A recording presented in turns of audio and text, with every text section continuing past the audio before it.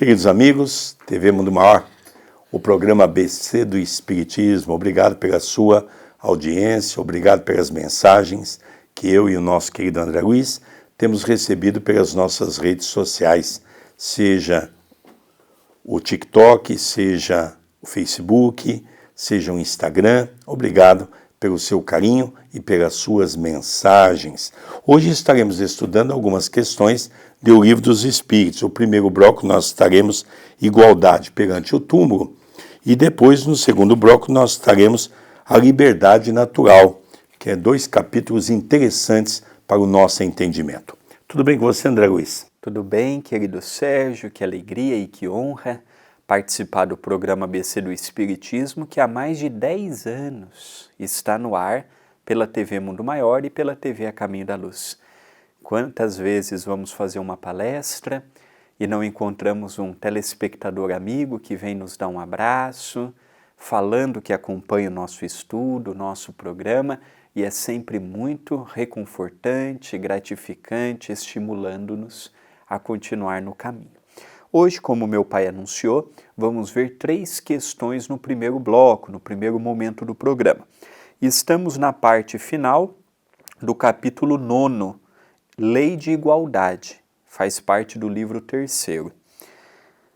Capítulo 7, Igualdade perante o túmulo, questão 823.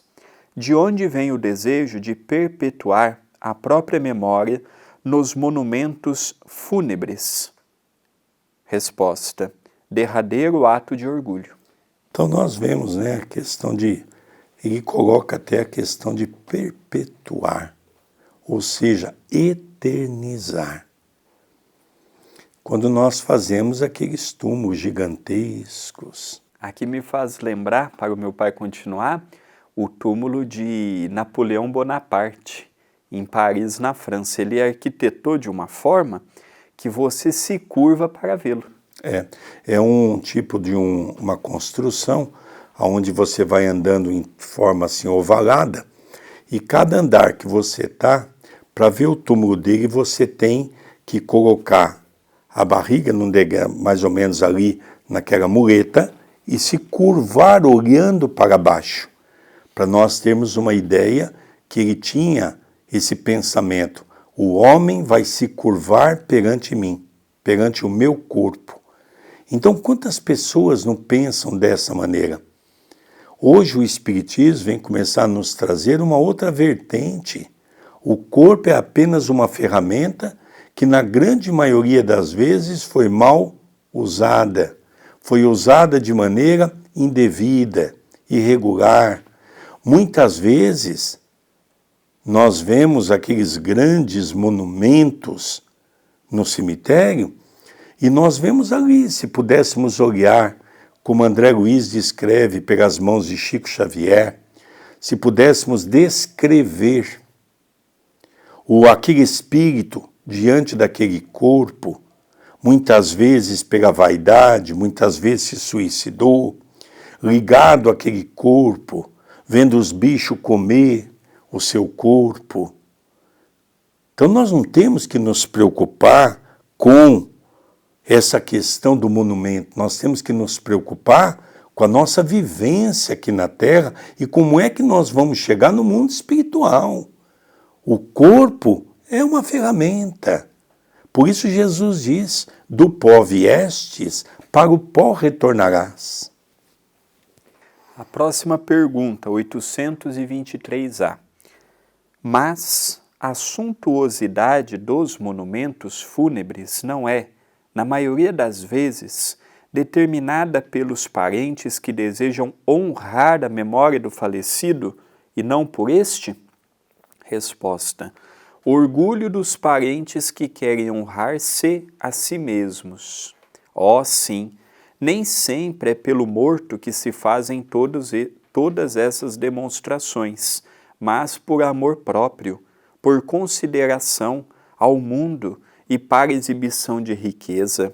Crês que a lembrança de um ser querido seja menos durável no coração do pobre, porque ele só pode colocar uma flor sobre sua tumba? Crês que o mármore salva o esquecimento àquele que foi inútil na terra? Lembremos que a questão do cemitério está com os dias contados. Quando nós chegarmos a uma condição de espiritualidade, estamos falando num futuro, não haverá mais esta necessidade do cortejo, esta sessão fúnebre. Isso ainda é para nós, apegados ao corpo do pai, ao corpo da mãe, ao corpo do filho. No futuro, compreenderemos que o que morreu foi o corpo. O espírito vivifica. E não vamos mais precisar de terrenos grandes para guardar caixão com os restos mortais, porque ali já não tem mais nada.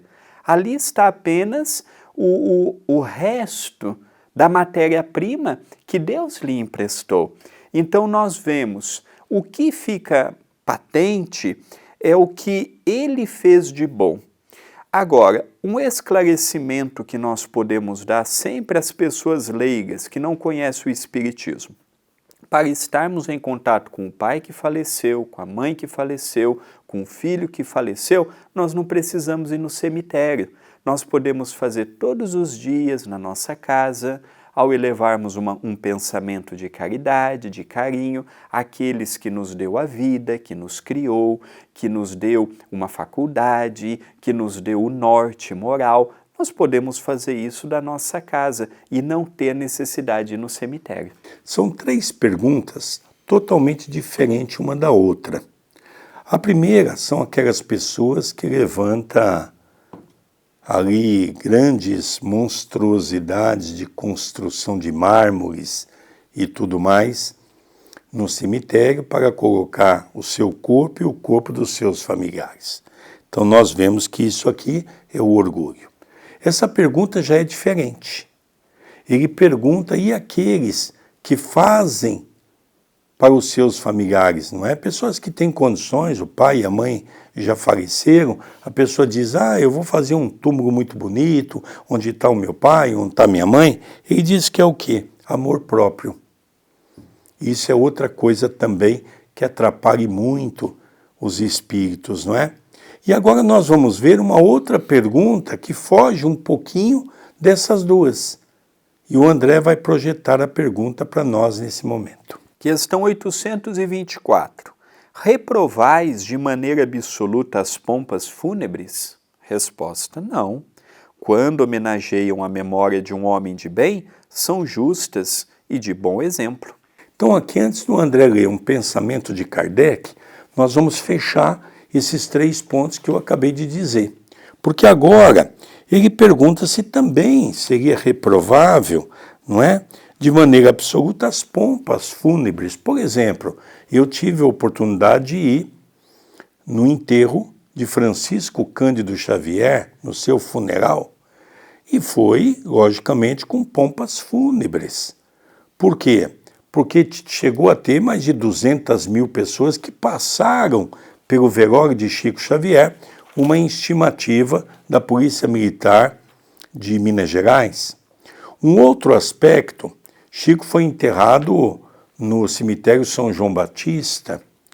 Da casa dele até São João Batista, Chico Xavier foi levado num carro do Corpo de Bombeiro, onde as pessoas foram acompanhando. Os bombeiros com roupa de gala, que é normal para essas pessoas que deixaram um rastro e uma marca importante na sociedade. Então, Chico Xavier foi enterrado nessa condição por ter sido um homem de bem, por ter sido um homem bom, reconhecido pela sociedade por ser uma pessoa caridosa. Eu sempre comento isso ao André, que quando Chico desencarnou em 2002, o André era pequeno. O André nasceu em 1991. O André tinha praticamente 11 anos de idade. E o que eu vi lá, que eu conto sempre para o André? Eu vi, por exemplo, a maioria das pessoas que estavam perto de mim dentro do cemitério eram evangélicos. Pessoas simples que o Chico ajudava com uma cesta básica. dava leite para os seus filhos, dava pães. Era esse homem que as pessoas naquele momento não estavam indo por ele ser espírita, estava indo no enterro pela pessoa caridosa que foi Chico Xavier. E encerra com um comentário de Kardec. A tumba é o lugar de encontro de todos os homens. Nela se findam impiedosamente todas as distinções humanas. É em vão que o rico tenta perpetuar a sua memória por meio de faustosos monumentos. O tempo os destruirá, como aos seus próprios corpos. Assim o que quer a natureza. A lembrança das suas boas e más ações será menos perecível do que seu túmulo. A tumba dos funerais não o levará de sua torpeza e não o fará subir sequer um degrau na hierarquia espiritual. Então aqui Kardec, seguindo a linha de raciocínio, baseando até no que os espíritos nos advertem, não será um cortejo, não será um mausoléu num cemitério que fará o espírito crescer aos olhos de Deus. O que fará um espírito chegar bem do outro lado ou não é o dinheiro que ele teve aqui, o velório que ele terá, ou as pompas fúnebres que terá, não. Isso daí é para nós, os encarnados, já que muitos desencarnados nem acompanham seu cortejo. Muitos nem sabem quem foi, quem não foi, quem levou o seu caixão, quem não levou. Muitos passam pelo sono após a morte física e os que foram justos, esses sim, têm a oportunidade de acompanhar o velório e o féretro. E aqui também entra aquilo que nós já comentamos no capítulo anterior desse livro, não é? A questão de que se essas perguntas fossem feitas hoje, logicamente acrescentaria algumas e algumas respostas seriam diferentes. Como, por exemplo, hoje existe a cremação. Muitas pessoas fazem a opção da cremação, né, André Luiz? Exatamente, não havia. Então, vai se modificando naturalmente com o tempo. Ao encerrarmos a primeira parte do nosso programa de hoje, eu queria convidar a todos que fazem parte do nosso estudo, do ABC do Espiritismo, a fazerem parte também do Evangelho no Lar. Nós realizamos o Evangelho no Lar de terça a sábado às 19h30, aos domingos às 18 horas, ao vivo, pelo YouTube da TV A Caminho da Luz, youtube.com/TV A Caminho da Luz. E você é o nosso convidado a estar nesta festa da caridade, nesta festa do amor, convidando os bons espíritos a estarem no nosso lar. Queridos amigos, é um breve intervalo, estamos na TV Mundo Maior com o programa ABC do Espiritismo. Não saia daí, não. Já retornamos com o programa ABC do Espiritismo. Agora nós estaremos entrando no capítulo 10º, que fala da lei de liberdade. Vamos lembrar que nós estamos no livro 3º do Livro dos Espíritos. O que quer dizer isso? O Livro dos Espíritos é dividido em 4 livros. Esse é o livro 3º. Cada um dos livros pertence a um livro da obra básica. Por exemplo, nós temos esse livro que pertence ao Evangelho segundo o Espiritismo. Nós temos que ler esse conjunto de perguntas e respostas pertinentes ao livro 3º para podermos estudar o Evangelho segundo o Espiritismo e vamos então estudar as leis que compreende o planeta Terra. Então, o André vai iniciar com a questão 825, liberdade natural. É isso mesmo, né? Exatamente. Questão 825. Há posições no mundo em que o homem possa gabar-se de gozar de uma liberdade absoluta? Resposta: não, porque vós todos necessitais uns dos outros, os pequenos como os grandes. Então não existe nenhuma pessoa na Terra, e isso a resposta é magnífica, que seja uma pessoa que você pode afirmar que ela não depende de ninguém. Nós dependemos de outras pessoas para poder sobreviver. Se a gente vai comer um pãozinho, nós temos toda uma cadeia produtiva, desde a hora do plantio daquele trigo, ou daquele trigo para poder formar a farinha, pessoas que vão confeccionar o pão. Se nós olharmos a cadeia produtiva, é uma série de pessoas. Olha um carro, desde aquele produto que é tirado da terra, do mineral, e que ele vai passando por várias fases até chegar na construção de um carro. Quantas milhares de pessoas não passaram por esse projeto? Então nós percebemos que a terra foi criada exatamente para que nós pudéssemos depender do outro. Questão seguinte, 826. Qual seria a condição em que o homem pudesse gozar de liberdade absoluta? Resposta: a do eremita no deserto.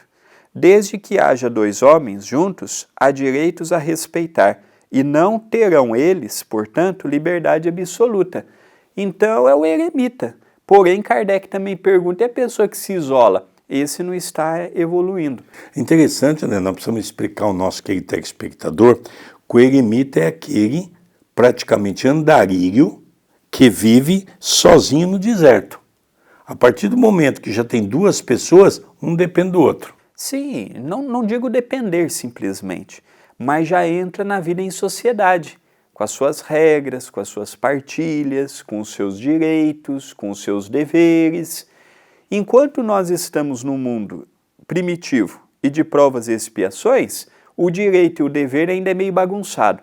Quando entramos na regeneração, já é respeitado mais os direitos e os deveres, como peças fundamentais para o progresso humano. Nessa mesma linha de raciocínio, indaga Kardec na questão 827.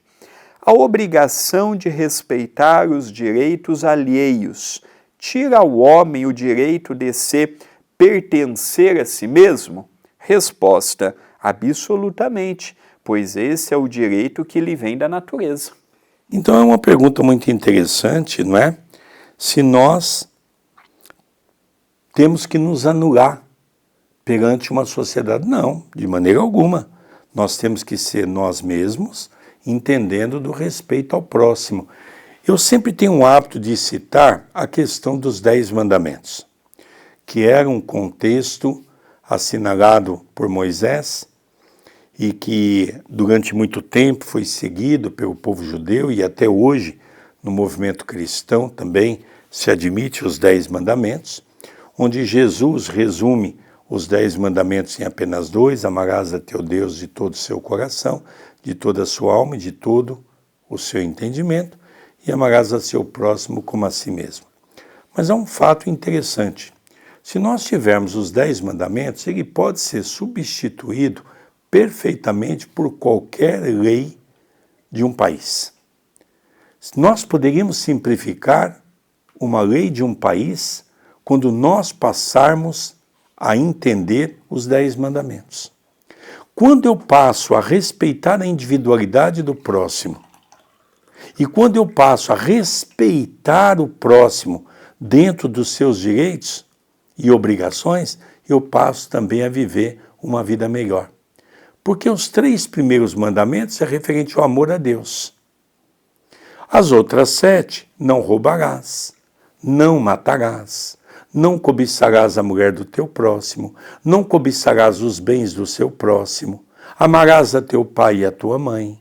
Então, André, nós percebemos de maneira bem definida que se nós pautarmos a nossa vida naquilo que os 10 mandamentos regem, nós passamos a viver uma sociedade justa. E está conosco há 3.500 anos atrás. Nós vemos que Moisés viveu aproximadamente 1.500 anos antes do Cristo. Então, já há quase 4 milênios com essa mensagem libertadora. Porém, vamos avançando, vamos compreendendo-a melhor. E é interessante notar, André, antes de entrarmos na próxima pergunta, é que nós conhecemos todos os nossos direitos. Mas é uma pena que nós fazemos questão de não conhecer os nossos deveres, as nossas obrigações. Penúltima questão, 828. Como conciliar as opiniões liberais de certos homens com seu frequente despotismo no lar e com os seus subordinados? Resposta: é que possuem a compreensão da lei natural, mas contrabalanceada pelo orgulho e pelo egoísmo. Sabem o que devem fazer, quando não transformam os seus princípios numa comédia bem calculada, mas não o fazem. Então aqui é a dificuldade de saber o que fazer e colocar em prática. Saber, nós sabemos. Nós sabemos da importância de amar, nós sabemos a importância de respeitar, nós sabemos a importância de perdoar, nós sabemos a importância de não ultrapassarmos o limite do que pertence ao outro. Nós sabemos. O problema é nós vivermos. Ainda somos orgulhosos, teimosos, egoístas, queremos que as coisas saiam do nosso jeito, quando não sai, desequilibramos a nós, desequilibramos aos outros, somos déspotas em casa, subordinamos o nosso subordinado ao nosso capricho. Viver em sociedade é o maior desafio nosso. Não é fácil. Não é fácil calar as nossas ambições, não é fácil calar o nosso amor próprio, o nosso ego, e por vezes colocamos a nossa encarnação a se comprometer pela forma que somos. Então, estamos aqui para aprender, e há coisas que precisamos nos esforçar um pouquinho mais. E é interessante, há poucos programas atrás, nós falávamos um pouquinho do papel do homem e do papel da mulher. Por incrível que pareça, no mundo todo, nós temos ainda o sofrimento da mulher diante da tirania do homem dentro do lar. Às vezes a pessoa na sociedade se apresenta como uma pessoa boa, uma pessoa que quer ajudar toda a gente, uma pessoa fraterna, mas dentro de casa com a esposa e com os filhos é um tirano. Então nós percebemos que ainda no mundo todo, e alguns lugares são muito piores ainda, porque não tem leis para proteger a mulher. Nós vemos, por exemplo, a região de Jesus, né, André? A região de Jesus até hoje, mais de 4.000 anos, 5.000 anos, que estão aquele povo vivendo nas mesmas condições. A mulher ainda é aquele ser desprezível, é aquele ser que não é reconhecido. Mas mesmo nos países em que defende a mulher, nós temos, por exemplo, no Brasil, a Lei Maria da Penha, onde, quando há uma violência para com a mulher, o homem não pode se aproximar dela 300 metros, alguma coisa nesse sentido. Mas mesmo assim, quem que protege ela? Não tem um policial para acompanhar? Vira e mexe, essa mesma mulher está sendo morta. E depois que morre é que vão investigar o que aconteceu. Então nós percebemos que ainda o número de mulheres, vamos falar do Brasil, que sofrem atrocidades é algo gigantesco, né, André Luiz? E para encerrarmos, questão 828A. Os princípios que professaram nesta vida lhes serão levados em conta na outra? Resposta: quanto mais inteligência tenha o homem para compreender um princípio, menos excusável será de não o aplicar a si mesmo. Na verdade, vos digo que o homem simples, mas sincero, está mais adiantado no caminho de Deus do que aquele que aparenta o que não é. Então aqui, André, como nós vimos essa questão do lar, não é? A gente começa a perceber que a pergunta é muito interessante, não é? E aquelas pessoas que têm uma inteligência, não é? E ele diz, quanto mais inteligência a pessoa tem, mais ela deveria compreender o seu papel perante uma sociedade e tentar aplicar no seu dia a dia. Então nós percebemos que a violência não é só no meio da camada da pobreza. Nós vemos na sociedade como um todo a violência, e essa pergunta é muito interessante com referência ao lar. Eu fico perguntando, André, que na época de Kardec deveria ser muito pior. Ainda avançamos um pouco mais, mas a mulher, os filhos ainda não são respeitados na sua concepção, tolhido na sua forma de viver. Então nós vemos, André, que ainda temos muito a caminhar no campo da moralidade. Por isso que estamos reencarnados, lutando contra o nosso próprio eu, procurando a cada dia o desenvolvimento das virtudes. É um passo de cada vez.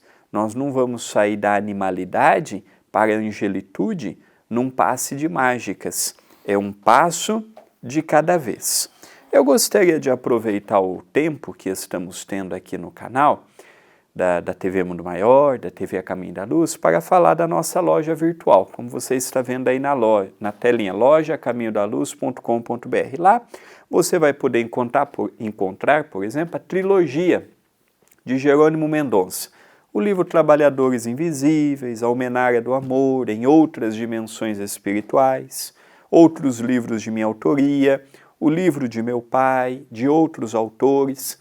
Lembrando que é à venda pela loja A Caminho da Luz que nós mantemos a comida fraterna, a sopa fraterna, a distribuição de cestas básicas para algumas famílias atendidas na evangelização infantil e também no departamento da costura.